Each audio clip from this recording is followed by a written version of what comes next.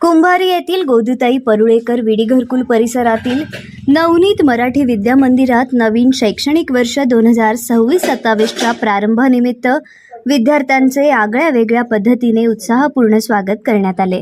शाळेच्या पहिल्याच दिवशी नवीन प्रवेशित विद्यार्थ्यांसाठी भव्य प्रभात फेरीचे आयोजन करण्यात आले होते।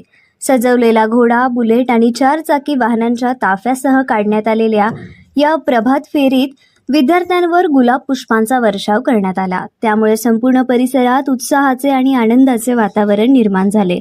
विद्यार्थ्यांमधील शाळेविषयीची भीती दूर होऊन शिक्षणाविषयी आकर्षण निर्माण व्हावे या उद्देशाने राबवण्यात आलेल्या या उपक्रमाला पालक आणि नागरिकांचा उत्स्फूर्त प्रतिसाद लाभला।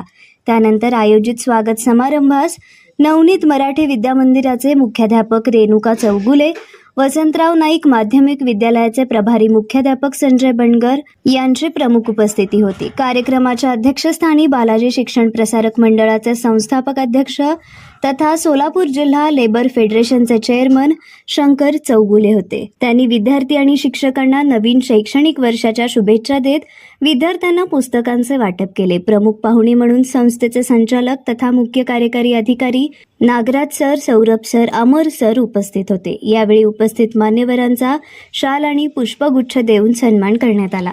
शासनाच्या नियमानुसार नवीन प्रवेशित विद्यार्थ्यांना मोफत पाठ्यपुस्तकांचे वितरण करण्यात आले। नवीन पुस्तके मिळाल्याने विद्यार्थ्यांच्या चेहऱ्यावर आनंद झळकत होता। विद्यार्थी केंद्रित आणि प्रेरणादायी उपक्रमातून नवनीत मराठी विद्या मंदिराने नव्या शैक्षणिक वर्षाची दिमाखदार सुरुवात केली।